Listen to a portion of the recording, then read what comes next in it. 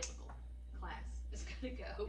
I had a few that were off task, which is always gonna be an issue, especially with Ruben. He's very Supposed to be ADHD. funny. Yes. I'm so funny. I'm supposed to, yes, yes. And then it's always hard, with the timing. Yeah. With sped kids, because you just don't know what obstacles you're gonna run into. Right. But overall, I got to pretty much where I wanted to get. They got their story map completed, which was the main focus for today.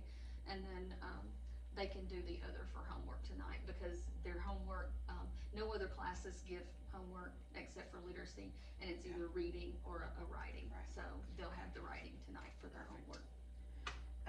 Well, I think both lessons, were very good. I think you did a great job. I noted, so I have made notes like on your rubric, and then we can kind of Perfect. talk about like the score on it.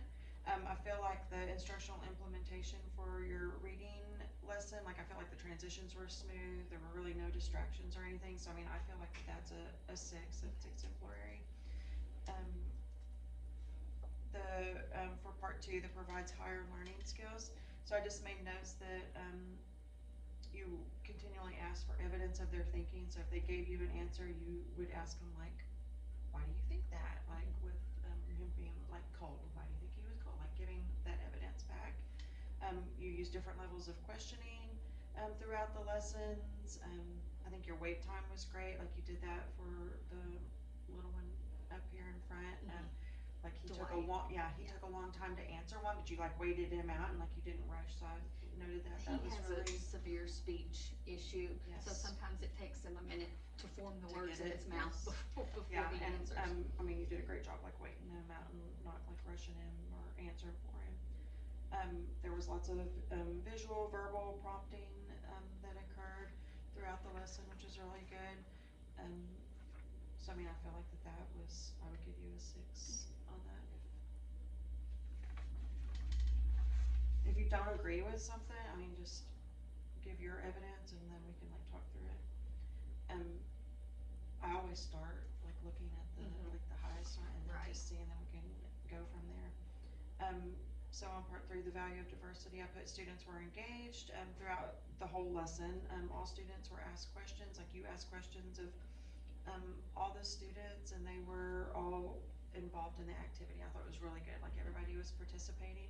The only one that I noted on both lessons that I didn't see participating or verbally is the little girl up at the front. So She's not completely nonverbal, but she is pretty close to completely nonverbal. Okay. She can answer on paper, but as far as speaking in front of class, she's also very shy, which doesn't help. That's why I figured that she was shy. But otherwise, most students like I like how you gave them like turns to read so that you could like listen to their reading skills and all that. And then it also talks about positive feedback given. And I just noted that you had during the reading lesson there were 6 positive statements used that I noted. And there may have been a few more, but you used at least 6 that I got to encourage students and to let them know that they were doing good and to keep responding. So I feel like that area was a 6 as well. Your behavior management was good. There were no like significant behaviors proven, just being silly. But yeah, nothing was like, there were no significant behaviors. All students were engaged. You gave that break in between, which I think was good to let them like reset. Your environment is set up, I think, for good behaviors. It was obvious that students like know the routines when they came in here, which helps like with limit any of the behaviors. I mean, they knew what to do when they came in. I mean, you could tell that they knew how like to interact and everything. Your environment is set up for the engagement where they're able to talk and pair up with their partners. And then when Ruben, I noted when Ruben did, I think he was playing with something and you went over and had to take it away, but like that was done, like you didn't draw attention to it, you just quietly took it away and continued on with the lesson, which was good. Like a big deal wasn't made about it, the lesson did not stop, the lesson continued. So I think like the behavior, all those pieces are and Ruben is really usually, good. He doesn't take a lot of verbal.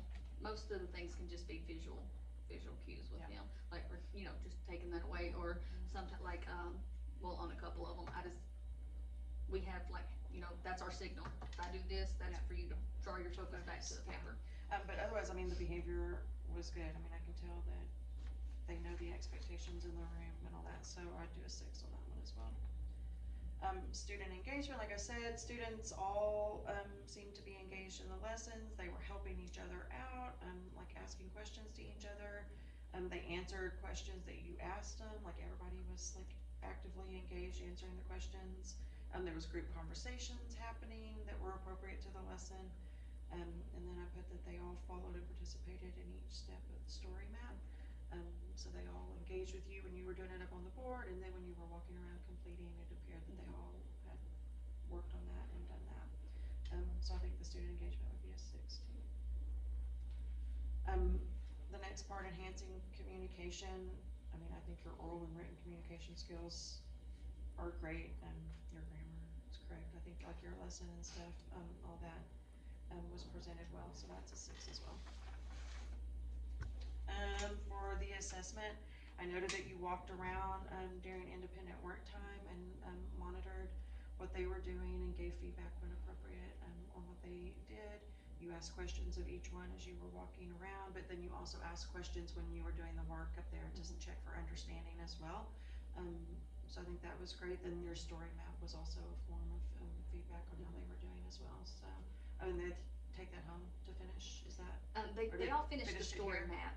They're gonna do the writing assignment at part, home, and then where they you'll have to find their theme. And I'm assuming you'll have that as Yes. far as assessment and stuff too. So, I mean, I feel like you meet the 6 on that as well, the exemplary. And then as far as like supports provided, for your class, there didn't seem to be a whole lot of like varied need, like they didn't need different techniques and stuff or different ways to show their learning, but you did repeat directions numerous times to them. You did repeat questions back. You did give frequent feedback to them as well, and an appropriate wait time I noted as well. So that's 6 as well. Then here on signatures and stuff, I'm assuming that's a 2 because we're gonna scan on that and put it. Yes. Yeah. So I mean, I think the reading lesson was great. I think you met the exemplary points on all of them. I didn't have any like major feedback on any of that. I put it in the lesson plan, but I know that the story was very lower level, but a lot of them, well, most of this group is anywhere from second grade to third grade level. That's probably the appropriate level text. And like if they were gonna read any of it, then that's why I chose that level. Yeah, and I'll put that on here for your.